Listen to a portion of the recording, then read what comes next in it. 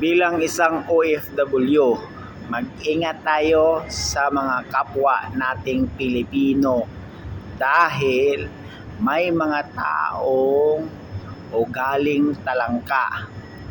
Ang magpapahamak sa atin, guys, ay kapwa natin Pilipino. 'Di ba? Yan ang ugali ng ng taong Pilipino. Hindi tulad ng ibang lahi dito sa abroad. Tulad ng mga Indiano, sila mismo nagtutulungan. Di tulad ng mga Pilipino ay sila ay naghihilaan pababa. Hindi nila kasiyahan ang makita ka na umangat ka kunti. Bagkus ay ikakalulungkot nila.